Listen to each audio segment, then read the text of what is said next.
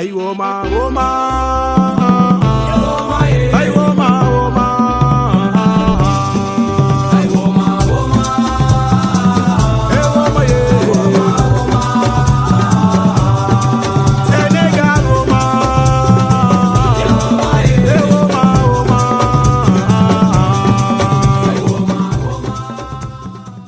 asalaamaaleykum ñu ngi nuyu ñëpp di leen ziar di leen dalal ak jàmm ci suñu émission Sportcast 221 tey ñoo ngi ñëwaat wax ci Ligue des Champions bi journée bu intense waaw bu bëri coow bu bëri ay déception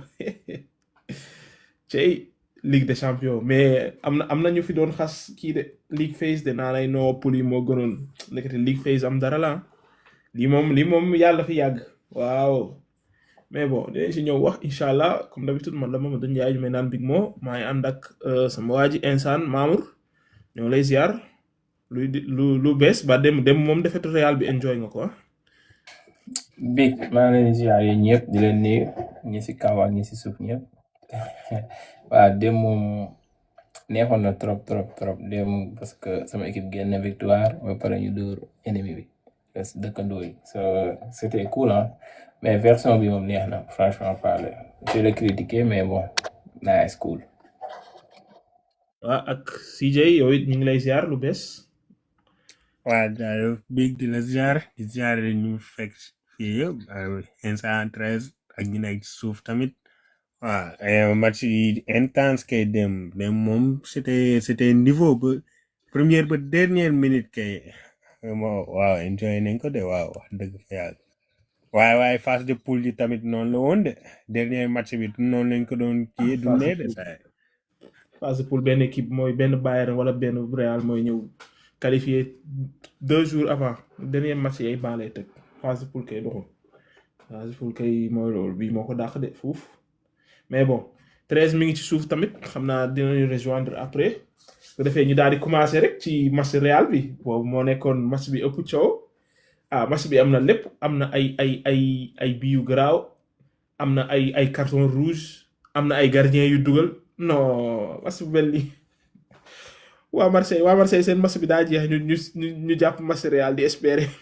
gardien bi yàq seen espoir cey Trubin dernière minute mais gisoo leen Mourinho ne ko yéegal Mbappé ak Vinicius moom taxaw sa kaw naan dañuy xaar ay contre quoi ñoo yebaate dëgg yow looy doy contre yow soo perte 3-2 dalay leer na yow ça suffit pour nga nekk top 8 yow au lieu nga lijjanti yow noo défendre 3-2 bi pour nga bañ a nekk top 8 ngay lijjanti ay contre quoi léegi yow contre bi lan la lay yokkal yow doo défendre lii nga mu jeex nga jël sa 8e place dem bañ a jaar barrage non ça va Real daal loolu quoi am nañ benn fan sa Real noonu sax dugg bi bon après xam naa la ñëw wax ci déception bi là yaa bon mais Dito yaa bon Cavani yaa bon dernière minute mbëkk yow Mbappé ak Vinicius lu ñuy def ci kaw duñu wàcc défendre waaye man kay xaw ma lu ma war a wax lu ma war a wax naa ko leen mais Mourinho garaaw na Mourinho Real 3e la nekkoon 3e avant match bi jeex waaye loolu kay xam nañ ko yéen kay tawaay mais dara de dañu ñëwaat de incha allah dañu ñëwaat. Arbeloa mi ma gis de Fangul Arbeloa mi ma gis. Arbeloa dafa taxaw rek en attendant. Arbeloa mi ma gis de mooy loolu. mais ñoo leen wax si match bi gars yi CJ Insane ñoo leen wax si match bi. Dito maa ngi lay nuyu fi nga nekk daa bëri bëri sooy wax nga tijji. Insane CJ Aïcha bismillah.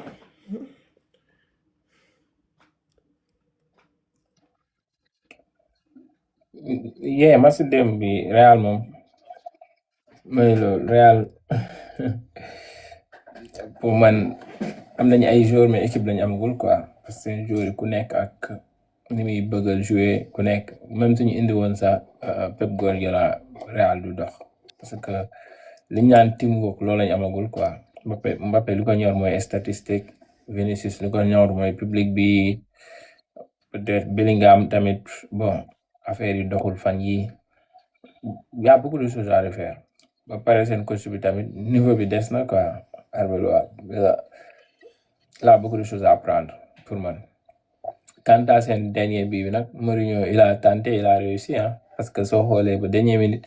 mi ngi wax def ay changement di yokk attaquant ba pare en plus mi ngi doon yéegal ay kiiwam yi góol bi naa ko demal far góol dem dugal bii bi mu nekk Mourinho defarti na lu rëy si football parce que moom ñëpp xamee nañ ko jaloore ak loo ko bañ nañ koy nangoo ay jaloore waa Real nag bon man li ma lay conseil moo ñu defarwaat saison bi jeexagul parce que daaw Paris nekkoon na si xat-xat yu metti ni naa dina qualifié ak du qualifié sama mujjee jël trophée yëpp Real tamit ñëpp xam nañ ko équipe compétition la il peut revenir man moom du ma leen mës a rey fekk deewuñu carrément parce que Real moom équipe bu mën compétition la et que à chaque instant mën nañ yeew bon il est trop tôt nag de juger parce que compétition bi day soog a commencer pour man. CJ yow noo gisee bii dernière minute bi mën ngaa waxaale si Marseille rek benn coup moom Marseille moom. ndeysaan non équipe bu gën a Sara ba woo ko ne ko épisode bi tey bu ko mu ne non boy ay dama feebar quoi nu muy def du feebar defet bi kay saa ñii ñëw di espérer quoi Benfica bi ñu dugal ma ne ko yow foo doon wax yow wax ju bëri ci Juve ngay tëkkaleeg sa bopp naan Juve su ma la jàppee Ligue des Champions mu ne non saay kay rus naa de ma ne ko di nga rus ndégete yow ñoom départ gaynde arrivé muus ñoo koy tàmm nañ ko ci ñoom Marseille rek parce que Marseille moom su commencé wax jarul tontu bàyyi ko rek bàyyi ko tuuti temps rek yow gis nga ku dem fans Marseille bu dem ba préfecture naan day grève de la faim lay def quoi ne Balerdi nee na Balerdi na jugee ci équipe bi naa ko Balerdi jugee ci équipe bi moom du nekk démb li ma ree Marseille ñaata la jëloon Marseille jëloon 19e moom 18e ay 19e ñoom koy risqué wul woon sax ñoom même défaite sax dina tax ñu jàll défaite mais ay 3-0 ñu dem ba ay Club Brugge leen 2-3-0 quoi boo pare ñu dem 3-0 la leen Liverpool laal waaw ñoom kay ñoo yàqal seen bopp dernier 2 matchs yi 6 bi encaissé 0 bi leen dugal loolu sax daf ma jaaxal sax ci équipe bu toll ni Marseille mais mooy loolu mais Real Madrid bi kon ni ko Insa waxee tamit saay man tiital naa leen de ñii saay suñu nekkee ci ay tolof di génn rajaxe lépp ndax non genre ñoom effectif bi am nañ ko am nañ ay joueurs peut-être caractère bi moo manqué attitude bi surtout mais saay ñii suñ décidé nekk ci maanaam mbooloo nekk benn dem bokk benn objectif saay kenn mënu leen téye ñoom kay xanaa défense bi lañ war a defaraat kay amuñu loolu mais mooy loolu de ñii moom équipe bu jara sóoraale la de saay pour phase éliminatoire Ligue des Champions bi mais Marseille nag ñoom luñ lay wax xeeb ko Marseille moom saay équipe bu gën a ñàkk jom ci kaw ci équipe yi amul donc mooy loolu quoi non Sara waroon naa ñëw nag épisode bi neex Sara daa daw neex dama feebar man loolu moo defay ree ba léegi quoi mais Bruges bi yàlla buñ ko am rek ci match barrage bi mais Bruges li ma jaaxal moom day door équipe yu mag yi ma nopp équipe yu ndaw yi moo tax ma naan yàlla buñ ko am rek ci barrage bi ndax ñoom saa équipe la de Bruges bi tiita Marseille ñoo ñàkk jom dara ak kan dañu wax si yeneen match yi bon Arsenal door na Kayra dégg dama may ma intervenir ci match Real bi waxal bismillah maa leen nuyu di leen siyaar yi ñëpp leen jox seen wàccuwaay di wax ne match Madrid bi moom franchement parler foogoon nañu dinañ qualifié parce que ba muy dugg ci biir match bi da doon dugg en tant que 3e donc mën nañoo wax ne vraiment ñëpp a foogoon ne dañuy ñëw am qualification direct bañ a jaar play-off mais finalement demeewul noonu ñu gis benn Benfica boo xam ne moom saa yoo dem këram moom dafay xaw a compliqué parce que ñoom moom mooy loolu en plus ñoom dañoo soxla woon victoire ak bii différence donc ñu joué jusqu'à dernière action Mourinho yéegal gardien bi de special one moom mais loolu moom daal lu mu àndal moom fu mu dem rek def fa jaloore donc mooy loolu defati na histoire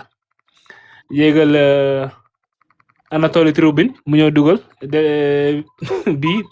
last minute bii boo xamante ne si moo ko permettre mu qualifier en tant que playoff ñu gis Marseille boo xam ne vraiment moom lii arrangé wu ko woon mais voilà format bi moom nii la mel et que voilà format bu neex la donc di wax ne dinañu amee match yu neex ci playoff bi mais Madrid moom li ma gëm mooy équipe la boo xamante ne si du pour saison bi quoi Madrid benn Mbappé moo fa nekk di staté parce que tamit mënuma comprendre yow 3-2 bi mënoon na laa qualifier loo en tant que bon mënoon nga qualifier direct au lieu que nga ñëw défendre dernière action bi. yow doo défendre yow. bañ dem balance non ñii dañoo neex. Mbappé daa bëggoon a yokk ay biom quoi pour Ballon d'Or bi. Vinicius moom.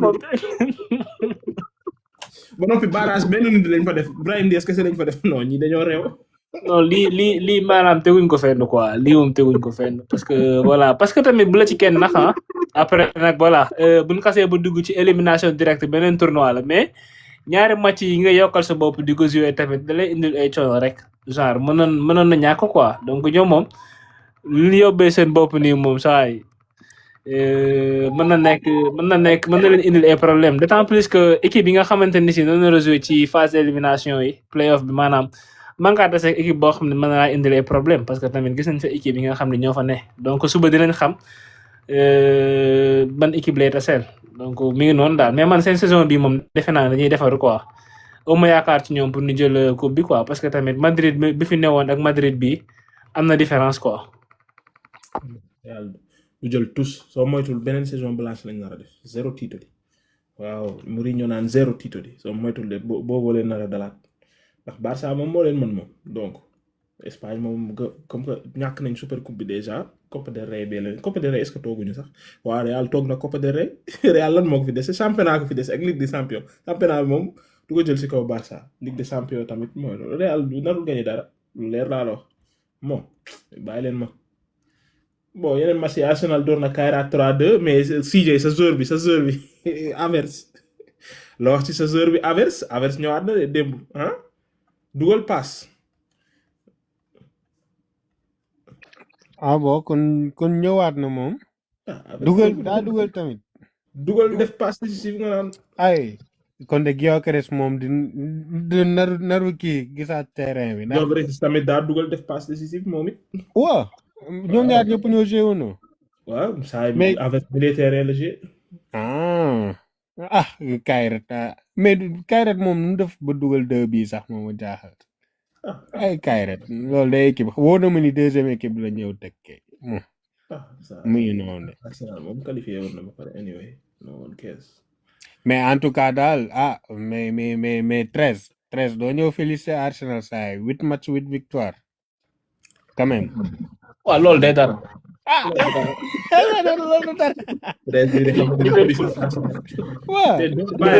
Bayern tamit non bàyyi yooyu Liverpool non instant yi qualifié rek première place 24e place amul benn njariñ qualifié rek demal prochaine phase rek parce que Liverpool gis nañ ko daaw moo fi defoon lu extraordinaire ci phase de poule yi Paris bi nga xamante ne si mooy jëloon 24e place ba mu ko téye daf koo malmené pour man mooy loolu de benn avantage ngay am mais match yi yaa premier match yow da ngay génn dem jouer ko deuxième match retour bi si kër nga koy jouer avantage boobu kese ngay am mais mise à part loolu ak xaalis bi nga ciy gagné mise à part loolu mooy loolu de waaw moom jërul félicité moom. yow xam nga ne kii bi xoolal si la moo la xam nag xoolal bu daan si la ak bañ Arsenal moom du mos a wax lu baax ci Arsenal moom. non yéen nit dafay analyser nga naan non kii dafa bañ lii wala. pourtant daaw génn naa ñëw félicité Inter de ci 1 bi mu encaissé ci phase de kii bi poule bi daaw. Pourtant il faut être objectif genre Arsenal lii nekk lu yomb 8 match 8 victoire te doon na fay. waa léegi exemple doon na fay Atlético Madrid. ok exemple Arsenal dem huitième de finale taseel benn Real Madrid wala Paris Saint-Germain door ko mu toog est-ce que dinañ fàttaliku non parcours huitième de finale moom mënul nekk xanaa demi-finale rek. non on ne sait pas parce que Paris non Saint-Germain Liverpool waaw huitième de daaw finale kay mënul nekk. on ne sait pas xamoo ban adversaire lay taseel xam nga lii dafa xaw a bizarre parce que mën ngaa tasee ku nekk léegi yow bu fekkee dangaa ñàkk sens Arsenal bu ñàkkee sens taseeg benn équipe bu mag boobu toogloo ko boobaa est-ce que dinañ fàttaliku lu mu jot a def Liverpool daaw looloo ko dal dafa ñëw huitième de finale toog ñëpp fàttali Liverpool defoon commencement saison bi Mohamed Salah jamono yooyu noonu bu fekkoon dañuy joxe ballon d'or dafay jël ballon d'or bi finalement gis nañ saison bi nu mu mujjee donc mooy li ma wax rek fi mu toll nii moom ki gañe la ñuy wax mais instant yi moom bon mooy équipe bi nga nekk en forme mook Bayern loolu kese nga mën a wax mais jor nga leen di féliciter parce que dañoo def seen devoir quand même ki ngay féliciter kay ay Sporting la ak équipe bi mel noonu équipe yi nga xam ne foogee woo ko mais Arsenal qualifié en tant que huitième formalité la war a nekk quoi. non Arsenal instant bi mën naa am Bayer Leverkusen wala Atalanta wala Olympiakos wala Dortmund kenn si ñett ñooñu la mën a am léegi Olympiakos Dortmund Leverkusen Atalanta waaw mu après ça dépasse si tirage bi rek mais mooy loolu mais yow félicité de anyways na nga maanaam 1 ba 8 benn la rek is the same jël premier rek jël huitième ñooyam da ngay qualifier direct rek mais bon dañu wax si Barça door na 4-1 instant la wax ci sa équipe bi la muy ñamal temps yi daa mel ne moo tey football bi de gaay di nga nangul Lamine léegi. non meilleur joueur au monde moom nangu waaye nag temps yi moom moo ngi si dara temps yi moo ngi si kaw kon ba léegi daal nangu woon. non meilleur joueur au monde non Barça moom démb géré na ma sam mais Barça bon comme d'habitude problème défense et que su nekkee ne lii la bëgg a jouer ak équipe yu mag yi Ligue des Champions bon risque gros pour dire vrai man moom dëgg la qualifié nañ mais je suis pas satisfait parce que équipe boo xam ne nii chaque jour tu encaisses minimum benn bi loolu soo amee ay Bayern ak ay genre n'importe quelle équipe yu mel ni Arsenal wala Bayern ay Paris boobaa la ngay jël lu bëri balaa ngay jéem a remonter nag temps bi jeex so first things moom tegoon naa ne mercato bi dinañ jënd benn défenseur pour renforcer mais dara et que équipe bi ma gis offensivement il est bien milieu de terrain bi tamit il est bien mais bon actuellement défense bi moo war a peñe marché lu ñëw jàll et c'est ça le problème et Barça soo bëggee gagner Ligue des Champions il faut nga am défense bu baax loolu mooy première des choses après soo amee défense bu baax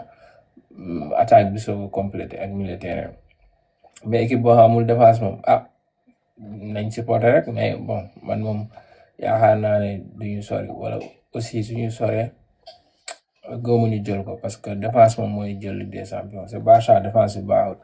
quant à Lewandowski sometime mu nekk si sometime du si nekk soo xoolee bii yi muy dugal démb man mi sax sama joxee ma dugal ko Lamine Yamal ak Rafinha ñoo yor équipe bi ak Pedri actuellement dafa blessé so beaucoup de choses à améliorer quoi balaa ñuy dayanteeg punkali pour de vrai et Barça des na quoi. waaw Barça moom ki mu doon gérer moo ko mën waaye nag défense bi war nañ ko xoolaat quoi ndax ñii am nañ occasion yu bëri waaw surtout Koundé moom temps yi lu ko dal instant Koundé temps yi xamatul dara Koundé ku ñëw jàll. non Koundé pour man musul tàng quoi juste que bañkat la rek boo xam ne nii xam nga bañkat moom sometime dañ siy nekk sometime doo si nekk man loolu laa jàpp quoi mais Koundé latéral yi ko mën bëri nañ trop baax na comme tey su ma xuloon kii Zize damay neex moyen lay nekk quoi joueur boo xam daal si digg bi nga nekk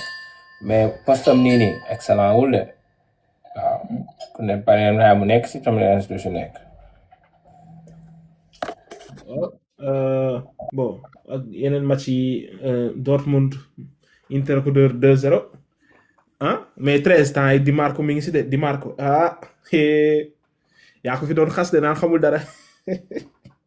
temps yi moom Di Marco la si génne chaque match moo la si génne nu mu fa demee noonu. non Di Marco moom avant tout damay jégalu quoi xam nga. au nom de Di Marco. non fi yow la.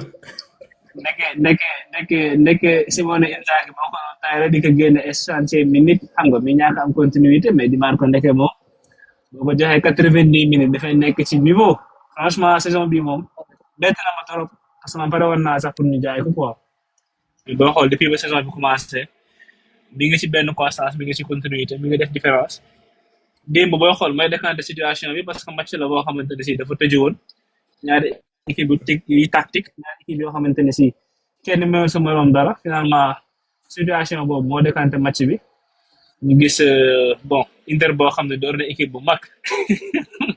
door na équipe bu mag quand même. Dortmund kay doo équipe bu mag moom baax na waaye. Dortmund ne saa yu moom histoire équipe bi Champions gën a League boo xam am ne si ay histoire jaloo. mooy Dortmund. Mais daal mi ngi noonu daal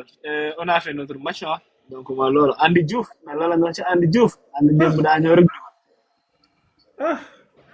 na fexe ba yow mu ñu amoo sax rek. non non non non bu ko kenn woo. bon ñu doyee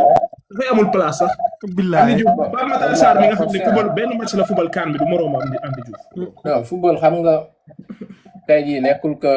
joueurs yëpp dañuy nekkaat forme ba coupe du monde bi. mais suñu milieu bi daa saturé. waaw mais dina am ñoo xam peut-être mën nañ blessé ñaarum ko yàlla am ñoo xam mën nañ nekk mise en forme duñ nekk en forme. mais su nekkee Andy Diouf même su fekkente ni daa am ay militaires yu blessé am na ñeneen militaires yu ko gën a tàng. comme kan. waaye bu dee militaire rek John Lopé ngi fi moo gën a tàng. mais John est-ce que mi ngi performé Andy Inter la nekk de. Inter boo xam ne waaw Inter de du jeu. ay mais Andy Diouf milieu offensif la de ñun bariwul ay milieu offensif. John Lopé lan la. John Lopé résistant la. non milieu offensif la de moom. non résistant la de. moom kay kii la rek si digg kii la comme kii rek. nu mu tudd comme ab genre Calhanoglu la de John Lopé. relier non bokkuñu ñun maanaam tey jii Habib Diarra bu toogee banc profil ba ko gën a nuru benn Andy Diouf la plutôt que benn. waaw kay John Lopé. box to box bi. en tout cas jamono ji moom am fi place nañu wante mais leen renforcer rek affaire yi moom nekkul am place ak ñàkk am place da ngay fexe sélectionner le maximum possible nga am ouverture bu bëri nga xam ne di nga am multiple choice Andy Diouf mën nañu apporter quelque chose. Thérèse yow je pense que yow yaay kii wala am na si ñun kuy kii. en tout cas la Salihat moom gërëm neen la de ci tapotage bi ay. day tapoter bu gàtt. su nekkoon tapotage mooy yëgal live. am na si ñun kuy école de forme kat loolu. yow mii la. nu may def ba dindi.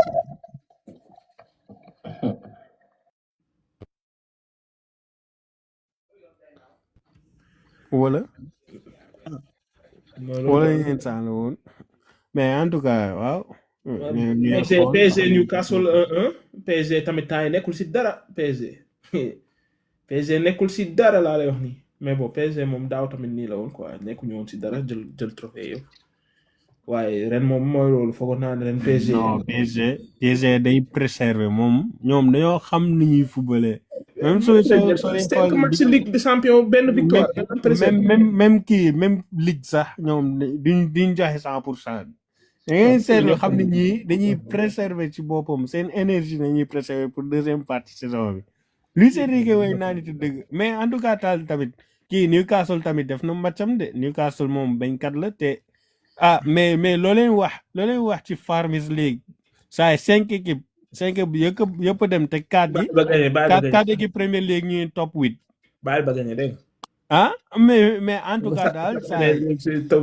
best league xaw ma non en tout cas daal ñoo dominé de fii moom ñoo fi dominé gun moom la meilleure ligue phase yaa dominé fayal ba dominé waa boo xam ne daaw Paris Saint-Germain ñoom ñëpp la tey duma leen benn par benn. boobu daa fekk ni PSG foofu daa fekk ni PSG daa fekkoon ni PSG moo leen gënoon a taxaw rek ñoom ñëpp moo leen gënoon a taxaw. équipe bu mun ci doon jël coupe bi rek fayal ba waa Premier League nañ jël coupe bi. kon léegi Ligue 1 moo ëpp niveau Premier League quoi nga ba wax. non yow yaa ni dañoo am 4 équipe. mais loolu day am équipe boo xamante ni saa yi ku mu tëjee mu ñëw defaral la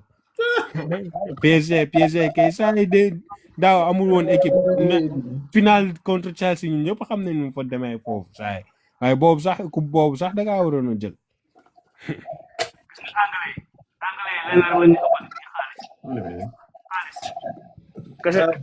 Bayern tamit door na PSV 2-1 say baari dugal bii bu rëy borom 3 match yi say baari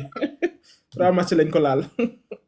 dugal na bii bu rëy waaye Musiala tamit le retour de Musiala tamit dugal na bii bu rëy moom it mais man Bayern seen ñaari gauche yi Karl ak Bischoff ñoo ma yem quoi non ñoo ñaari booy mën nañ football kenn ki 2008 la keneen ki 2005 Karl ak Bischoff waaye Bayern tamit gars ñooy wax yeneen équipe bi mais ñoom tamit dañuy génne ay talent de lu leer laa la wax waaw mais Bayern moom 2e la jël 7 victoires 1 défaite contre Arsenal ah instant yow doo gisee Bayern man mooy jël coupe bi wala Bayern daa mel ni moo fi gën a taxaw de pour l'instant ak sa joueur bi Jackson démb daa mel ni nekk si waaw moo def kay moo dugg di jënti match ak bii deuxième ba entre parenthèse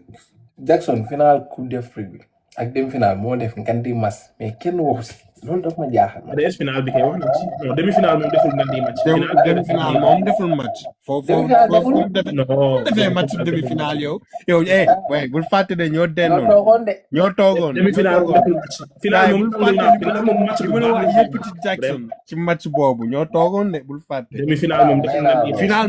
final moom def na match loolu naa la ko def ko tous. final Jackson. waaw demi-finale def ko tous final la jeu final moom jeu na. final kay def na match loolu moom ne la kenn nangu. mais anyway ñu jàll non Bayern moom ñun ñëpp joxoon moom lañ jox favori ci Champions League bi. Arsenal dëgg la am na 8 victoires mais Arsenal ñun ñëpp xam nañ ko dollar la ni muy yéegee noonu lay wàccee si mën na gérer nii nga teg ne Arsenal non Champions League da koy jël xoolal. Arsenal dem les 8e de finale quart de finale ñu dóor ko Arsenal loolu ak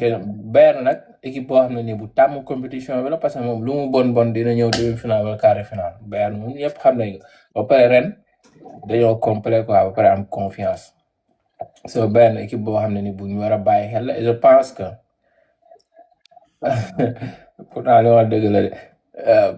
de je pense que Bayern mën na def dara quoi ren. mën na jël coupe bi quoi. digal yam kay na Arsenal moom su waay dollar man instant dama misé ne ñoom ñooy jël Premier League bi de mais sama xel dalul parce que Arsenal du jël tous mooy loolu mais en tout cas daal ce que je veux dire mooy que Bayern am nañ pourcentage ñiy jël championnat kii Ligue des Champions soo tegul ci kaw doo jiital keneen de mais comme li ma wax rek Ligue des Champions compétition bu garaaw la bu naqaree joxe ay pronostic ndax dangay xaar ñi du ñëw nga xaar ñee ñu ñëw gisoo Real Madrid boo ko Arsenal di rey bi passé ñu ko xaaroon bëriwul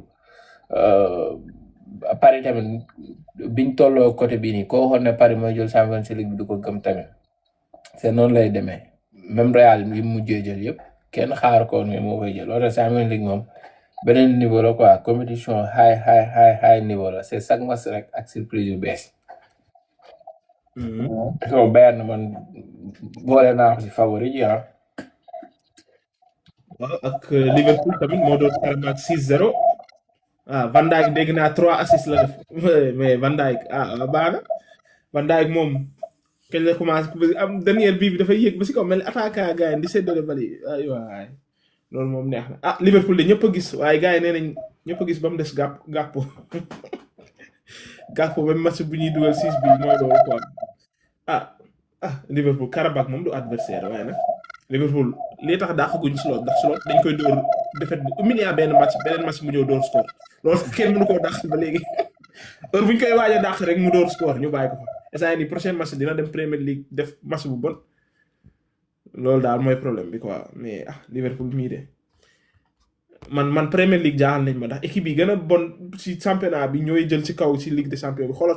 Tottenham tamit démb dóor na Tottenham 4e Tottenham lu defe ne Tottenham 14e la jël Premier League di jël 4e Ligue des Champions non gars yi doo comprendre quoi mooy loolu ah Solanke ak Kolomoani ñoo dugal ak kan beneen ban équipe Premier League City tamit Real la ko jàppale comme que Real dañ koo dóor démb City yéeg na ndax City mi ngi woon si digg bi City yéeg na ba 7e place xaw ma 8e place Cherki ak Ala ñoo dugal démb 2-0 contre Galatasaray moom mënuñoo dox Ligue des Champions loolu mooy seen problème ah CJ ñëwul si waa Premier League gayen ñëwul si waa Premier League ak Chelsea match niveau Chelsea kay waaw après nañ wax ci Chelsea ndax Chelsea dañoo war a xaali ci Conte quoi Conte tamit gayen li mu nekkee tamit dañ ko see bàyyi Conte dafa yabaate quoi mu nekk tey bàyyi boos xanaa ah non match Liverpool moom boobu du match benn affaire rek laa war a mën a wax slot mooy li ma yàgg wax sax ci slot mooy Gakpo bu ñuy forcer te am na Chiesa niveau saa même beneen boy bi sax moo gën a tàng Gakpo boy bu ndaw bi kii moom xuma moo gën a tàng fuuf saa muy imposer ak Gakpo quoi c'est ko de su ko commencé teg ba léegi nga gis Liverpool ko di dox mais beneen affaire tamit am nañ problème défense sooy xool dem Gravenberch moo jeexal comme axe lu doon jeex si feetaa bi noonu ñoo moom problème mooy dañoo war a jënd défense ci janvier baa ngi jeex jëndaguñ ko ba léegi moom mu jaaxal kat mais en tout cas daal on va voir lu ñuy joxe même si tamit bon pour man match bi mu waroon a gérer la contre Galatasaray même si que Galatasaray sax amoon na quelques occasions mais ñoom gérer nañ ko premier mi-temps bi say quoi après jàll ci leneen City bii nag kii yaay wax Bayern mais City bii nii pour man deuxième partie de saison fou la nar a def moom saay nii moom na tegale nu ma leen gisee nii na tegale ay 15 match di gagné rek chaque mercato jël 500 millions def ci ay joueurs nooy def ba doo baax xanaa mais en tout cas daal mooy loolu de waaye ana la kay waaw Chelsea Mamour daa mel ne yow yaay écho de est-ce que doo dem WhatsApp ñëwaat non bi ma la fayee léegi amatul écho waaye soo taalee sa micro rek day am écho kii 13 ñoo wax si Conte ngeen Conte toogati na Conte moom Ligue des Champions la bañ a gis ak coupe problème coupe la démb ëpp ma leen jéem Napoli amul njariñ quoi Napoli boo xam ne non mais Napoli c'est honteux en tant que champion d'Italie nga ñëw fii gaañ au lieu nga qualifié Juve sax qualifié na Atalanta qualifié en tant que champion d'Italie lii ñaaw na quoi franchement nan la ñuy jouer Maradona xam nga Chelsea ñoo di leen door seen kër c'est pas normal après voilà ñoom man na instant boo xamante ne si Inter qualifié woon na mais ñoom ñoo encaissé bii rek Inter dellu 10e place ma ñu xool ñii rek bu dee championnat dañuy tànkal bu dee Champions League amuluñ di njëriñ mais équipe la boo xam ne moom gëmmoo woon na dañuy toog 26e place moom ça c'est trop 9 points kese ba saison bi commencé gëmmoo woon ne 9 points la ñuy am si 8 match donc surprise la dañuy wax ne vraiment Conte moom na woon fa woon rek moom Champions League mënu ko Europa League mënu ko ba man dina ko mës a gagné ci carrière am loolu daal laal na ma ci.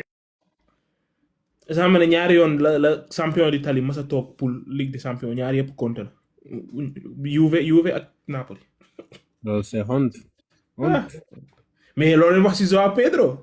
ak Palmer dugg changé match bi João Pedro dugal ñaari bi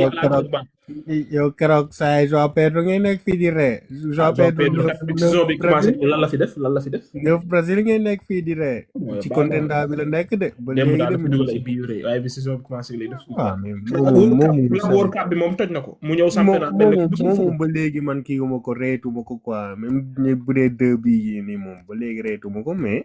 en tout cas daal saay mun na reyante rek ba coupe du monde bi tamit loolu tamit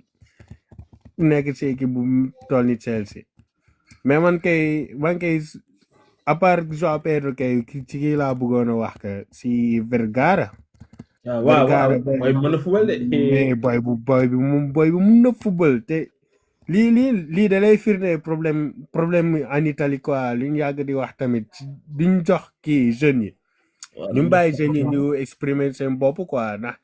déjà kii sooy xool sax ñun waa Italie ñooy wax jeunes yi mais soo demee Espagne wala Allemagne feneen de naan kii nii moom paa la quoi genre 3 ans weesu na si nekkatul jeune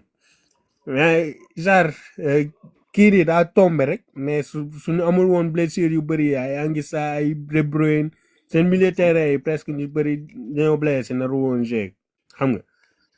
te kii nii seetlu naa ko keroog contre Juve moom moo saa yi bañkat la moom ba 90 ba keroog ñu koy génne saa yi da doon football même démb tamit même chose quoi et quel bii am grinta quel quoi bii lu bari am grinta vrai ak boole ci technique ak puissance Endrick la may fàttali tànk yi ni mu mel Endrick la may fàttali Endrick non Italie moom foo war nañ xoolaat seen bopp quoi vraiment ñoom genre soo amee 26 ans 27 ans moom ba léegi jeune nga quoi waroo kii da ngaa war a dem ay série B deuxième division troisième division di kii progrès mooy loolu de ni nga avancé de.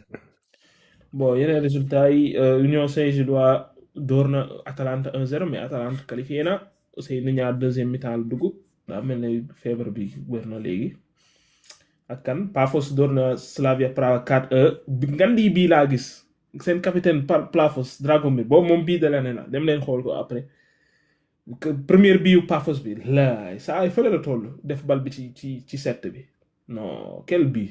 ak kan Marseille wax nañ ci kii waa Villarreal tamit Villarreal avandaare la jël démb tamit Leverkusen door na ko 3-0 Tielemans dugal 2 bi ak Grimaldo gagne Villarreal nan la mën a jëlee 3e Liga di jël ay avandaare Ligue des Champions benn point la am benn point 8 match benn match nul 7 défaites c'est honteux. c'est contre Juve la ko amee nag ma ñaari match nul yooyu Villarreal ak Dortmund say ñaari match nul yooyu xaw nañ ma metti de ndax suñ gagné woon benn ci ñaar yooyu rek après match démb bi tamit match nul démb bi tamit Juve Monaco 0-0 bi mooy loolu Juve open la nekk si kaw kenn xamul lu mu fi fubal non def ko dara open non kenn xàmmeetu ko te Juve man le comprendre ma yow David mi ngi si forme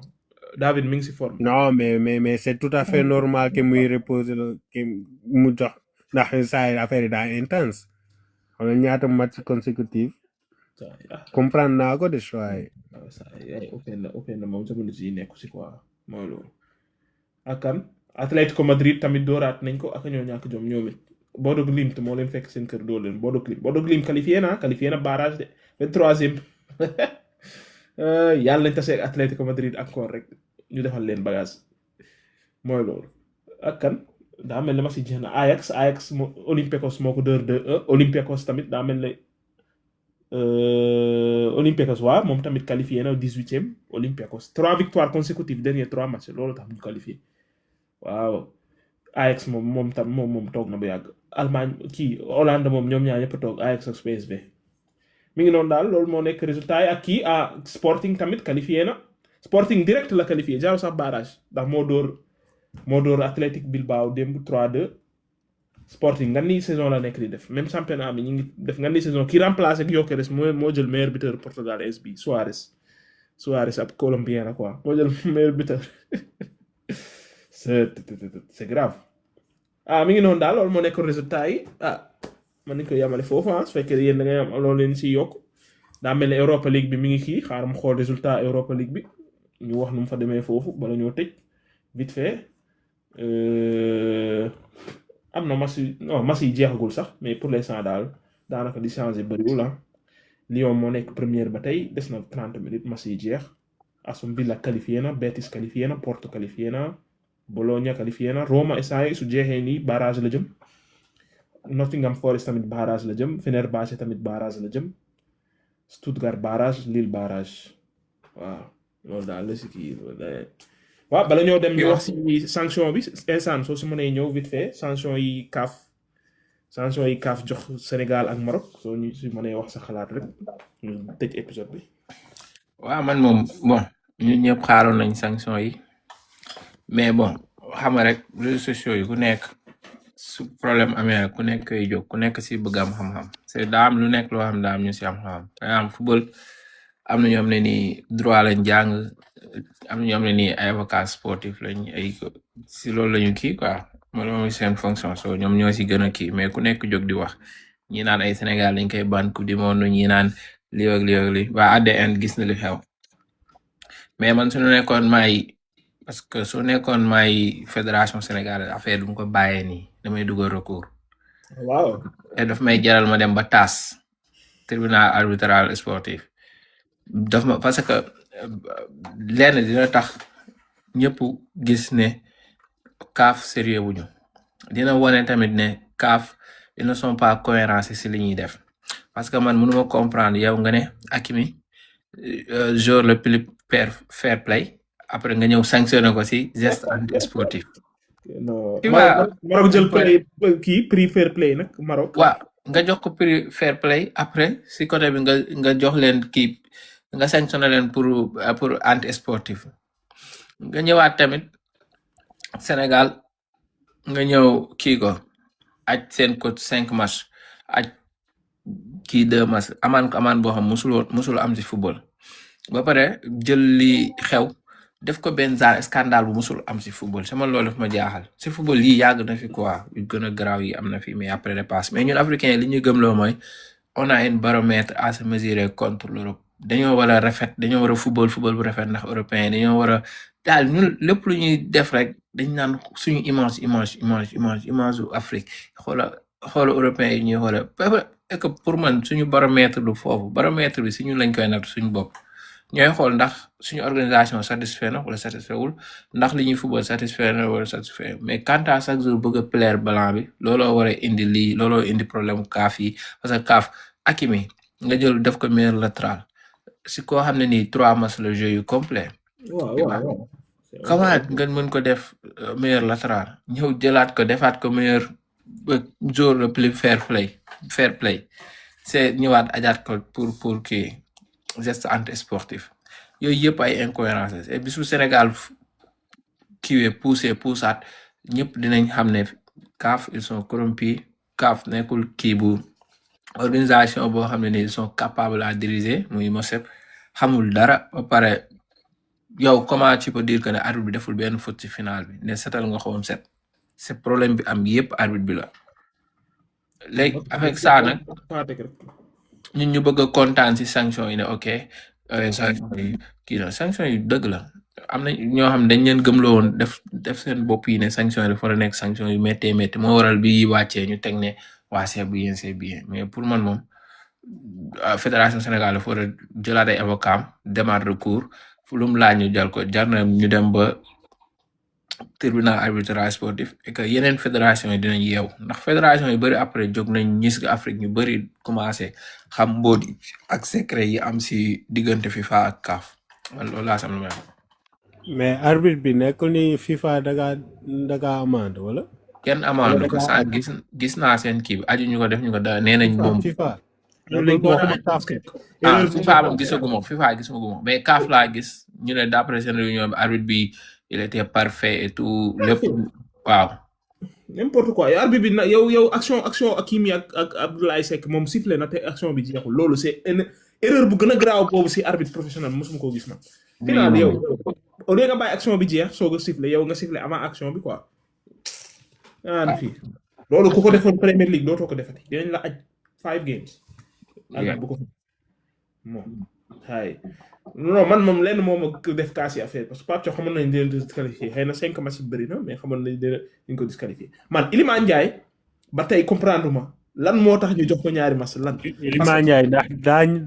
daa def geste ni xaalis. Yehvan Diouf def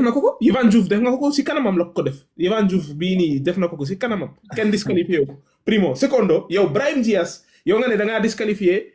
xawma Ismaïla Sarr parce que dafa dem yuuxu arbitre bi kaas Brahim Diaz li mu def comme ni Ismaïla Sarr def la def rek même chose